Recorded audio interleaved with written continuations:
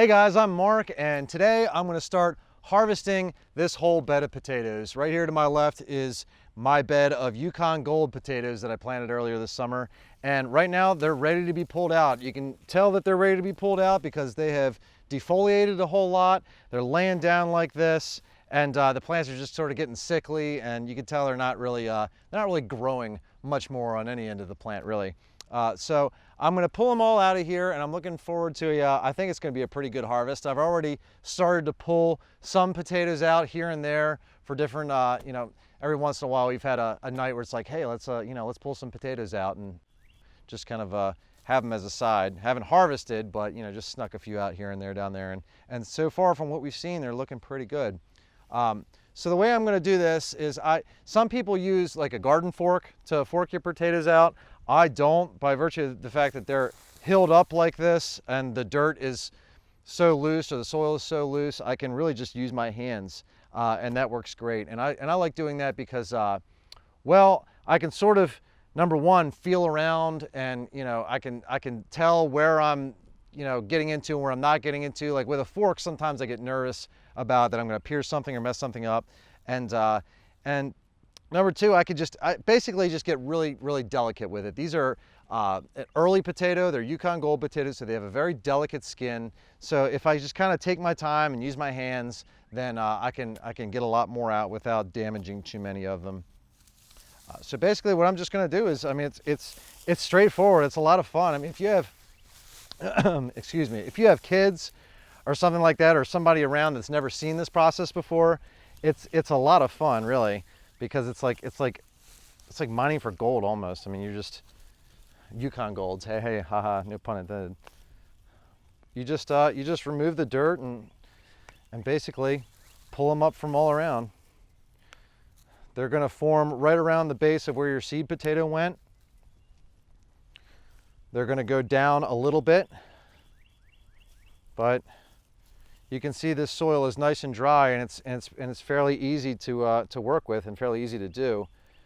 I've read in several places that you don't really want to do this after a rain. I'm not sure entirely why that is. I mean, I don't know if the skins are easier to damage or whatnot, but I can tell you from a functional standpoint, when the ground is nice and dry and loose like this, it does make things very easy just to work with, if nothing else. So once I've got like that whole perimeter pulled, like I just did, then what I'll do is I'll just yank the plant, and you can see that's going to uncover a few more down low potentially that I sort of missed from digging around at first glance. Anyway, you can see, well, on this one there's a little bit of remnants left from what the seed potato was.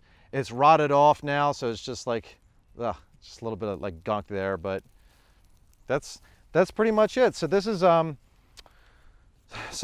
plant that I just pulled, and this is how many potatoes that I got off of it. And I think I'm going into the next plant here now, but that's one plant, and I've got 88 plants I have 88 potatoes planted in here. So if I get 88 times this amount, I'm going to be really happy. I'm going to do a video once I'm done here to show you what the entire harvest looks like. Like I said, I already pulled several potatoes out at the very end. I think I got maybe like a 5-gallon bucket full so far, if I add up all the few times that I pulled out of here. So what I get at the end, once I'm done pulling today, plus a 5-gallon bucket full, that's gonna show you what my harvest is. But I would say that off of one plant, I don't know, maybe that's 3 or 4 pounds worth. But anyway, like I say, these are Yukon Golds, and I'm going to go ahead, I'm going to pull these all this evening, and then I'll show you in a little bit what all that looks like. Okay guys, so here's the harvest. I was able to get all these up last night, but by the time I pulled them all out of the ground, it got a little too dark for the camera to really see appropriately. But I think it all turned out pretty good. It's not great, it's not bad either, but considering the fact that I don't have any drip irrigation on here, I think I'm pretty happy given the circumstances. The ground is very dry. I noticed when I was digging these up, it's almost like sand. We haven't had a whole lot of rain for pretty much the entire month of June. So I think that the straw did help quite a bit, and in retrospect, I think I could have even gotten away with putting maybe a 4th bale of straw on here when I went ahead and hilled these guys. But like I say, I'm pretty happy overall. I mean, the fruit quality is excellent. There are no holes, there's no, there's no bugs or anything munching on these guys. Very uniform potatoes. The skins look great, nice and healthy. I've got some really big ones, and then I've got some of the smaller guys that'll be great to boil with parsley. That's one of my favorite ways to eat Yukon Gold potatoes. Is I will cut these up into like golf ball sized chunks, boil them, and then add butter and parsley at the end, or olive oil and parsley and salt and pepper, and that's really all you need. That's a meal by itself. Anyway, so what I'm going to do is my next step. I'm going to round all these guys up. I'm going to put them in bulb crates like this. We call these bulb crates when we buy bulbs commercially for our nursery. This is what they come in. So we've got a lot of these lying around. They're really handy to have. So I'm going to go ahead and take all these, put them in crates, and then I'm going to wash them off, get them to the hose, get them all nice and cleaned up, get all the dirt off of them. That's not entirely necessary, but I do have a little bit more clay in my soil than some other people in some other parts of the country. So I think I'm going to take advantage of the fact that they're still a little bit moist right now. It makes them a little easier to clean off. Once you let them sit and dry and cure with the dirt on them, it does get kind of hard and caked on there. It's a little more difficult to clean them off later on. So I'll go ahead and I'll do that. I'll wash them off really nicely and delicately so I don't damage the skins as much as possible. And then what I'm going to do is I'm going to take these guys and I'm going to set them out to cure. And the way that I'm going to do that is I'm going to take one of our nursery tables that we have down below, and I'm going to sit it somewhere where, number one, it's out of the light. I got to get these guys out of the sunshine as quickly as I can before they turn green, and keep them out of the sun. And then I'm going to sit them out on this table, out on newspaper, and I'm just going to let them dry for about a week in an area that's dark, and high humidity is fine. They actually like that. So probably I'm thinking one of our sheds down below, or one of our barns. I'll just kind of clear a space in there to set them out so that they can cool. And then what will happen is the skins will sort of toughen up on them as they cure. And then that's going to make these guys last that much longer when they go back into the crates for long-term storage. And when I store them long-term, I'm just going to put them, same thing, in a place that's dark and cool. And they'll just live in these crates for a while, and they'll be just fine until I need to pull out what I need for next spring's planting. Anyway, I'm going to box these guys up in these crates. I'm going to get a weight on them. And before I end this part of the video, I did want to mention back here, you can see behind me is a whole nother bed of potatoes that I have not pulled yet. Those are my red Pontiac potatoes. I planted those about 2 weeks after I planted these guys. So they're not going to be quite ready to pull up yet. You can see how they're still pretty green and vibrant. They haven't lost a lot of their leaves like these Yukon Golds did. So they're not totally quite ready to pull up. I might pull them up a little early because we are starting to get into potato beetle season. I am starting to see the larvae on there. So before that starts getting crazy and out of hand, I might actually pull them up a little bit prematurely. I'll have smaller potatoes, but I don't really feel like spraying them with anything or dusting them with anything, and I'm just fine with the baby potatoes. I like those a lot too. And the red Pontiac is a little bit of a later maturing potato anyway. I wanted to add that in there. So you want to, if you're growing these two side by side and you do plant them on the same day, you're gonna wind up pulling the red Pontiacs out just a little bit later anyway. So let me get a weight on these guys, and I'm thinking that I might get maybe 150 pounds. That would make me happy. Again, I already pulled some out of here early on to give away to a few friends of mine. I had some family members come over the other week, and they walked away with a bunch. So it's probably, this is my harvest that you're looking at now, probably minus, I don't know, maybe a 5-gallon bucket full. I'd agree with that. I'd say so. So, all right, let's get a weight on these guys, and I'll see you there. Okay guys, so here are the final numbers. I've got all my potatoes out of the ground. I wound up pulling up all the red Pontiac potatoes as well. They were just at the point where we didn't have a whole lot of rain, and we didn't see a whole lot more rain in the forecast. So I just thought that these plants might as well come up out of the ground, and I'll get some room up there ready to plant something else. But the red Pontiac potatoes wound up being 163 pounds.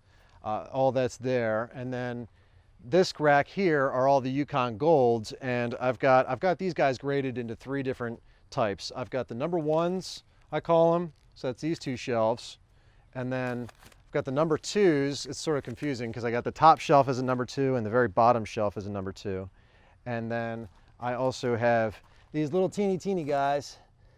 These are the number 3s, and we'll probably eat these up right away. But the number 1s, I got 112 pounds. Number 2s, I got 86 pounds. Number 3s, I got 22 pounds. So that's 220 pounds total. And then I also wanted to figure in that I pulled out a 5-gallon bucket full earlier. So we'll say that's 20 pounds there. So 240 pounds of Yukon Golds, which is the Pontiac Reds are about 2/3 of the harvest of what these guys were for the same amount of investment. Now these guys were planted, again, 2 weeks later than these were planted, and they were also pulled out a little early for as far as the variety goes. But what I'm going to do is I'm going to roll these carts inside of this garage here. It's nice and cool and dark in there, and they're going to cure inside. And what I mean by cure is, since I just washed these, I don't want to just wash them off and stick them all in a bin and then put that bin in a cool dark space. That's just asking for trouble. If they still had the dirt and the sand and whatnot still on them, then I could put them in crates right away and store them. They'd be fine that way. But I like to wash my potatoes to start with. It's just, I get it all done and over with, and that way I don't have to, every time I want to make 2 or 3 pounds of potatoes, I don't have to get out the scrub brush. And I find that when I get out the scrub brush later in the season and try to wash them off, it's a little more difficult by that point than it is to just wash them off from the get-go. But anyway, since I washed them off right away, I do want them to dry in some sort of fashion, and I want them to also heal their wounds. Like when I'm pulling these out of the ground, I'll make little nicks and scratches. You can see some of the skin sort of gets peeled back here and there. And if I set them out on racks like this, it just gives them time to sort of heal over, scab over. That way, it's not just an open invitation to rot or fungus or bacteria or anything like that. So these guys are going to sit on these racks for about a week. About a week total. They should be fine and cured by then. I'm not storing them this way. What I'm going to do is I'm going to cure them this way, and then to store them, I'm going to wind up putting them back in the crates, and then I'm going to put them somewhere that's dark and a little more moist, a little more humid.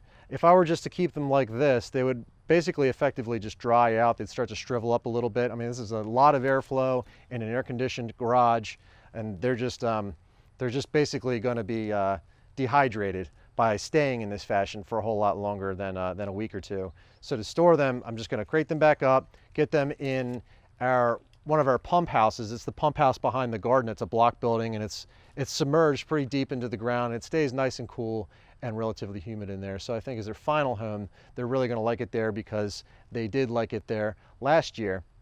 What I'm going to wind up doing after I pick through and pick out what I want and eat on them all winter long, I'm just going to kind of narrow it down and save up the I guess the number 2 potatoes. Some of the uglier guys that sort of stay behind, they'll wind up being what's left. I'm going to make sure that I hold on to at least 25 or 30 pounds, so that way I have planting potatoes for next spring. And they will hold up just fine like that. That's the way that these Pontiac Reds were stored. I used them as seed potatoes from last year, and they worked out great.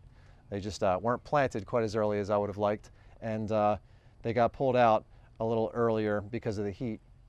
But I did want to mention, I guess, the one thing that I'm going to go forward, or the lesson learned here, is the ground was just so dry in all of June. We hardly had much any rain at all. It was pretty, it was pretty upsetting on a lot of days. We would see a thunderstorm rolling by, and it's like, oh, it's coming, and then it would just kind of swing by the direction of the creek, and we never got it. And that just seemed to happen a little more often than I would have liked. So next year, what I'm going to wind up doing is I'm going to lay out a soaker hose along all my rows. I got 4 rows in the bed, so a 100-foot soaker hose will cover all that. And I think that's just going to take the, the guesswork out of it. It's a lot of labor and it's a lot of work entailed to just, do a roll of the dice on whether or not you're going to get sufficient rain or not. So I think next year that's definitely going to be part of the game plan. So anyway, that is my potato harvest for this year, 2021, like I said, I planted 88 potatoes of each variety, and this is what I got out of them. I didn't mention the weight on the front end, I don't think. I planted somewhere about 25 to 30 pounds in each variety. That's what went in. So I went up planting, let's say 55 pounds of potatoes, and I wound up getting 400 pounds altogether out on the back end. So hopefully I'm definitely going to try to beat that next year. But for now, thank you guys so much for watching my video, and I'll see you in the next one.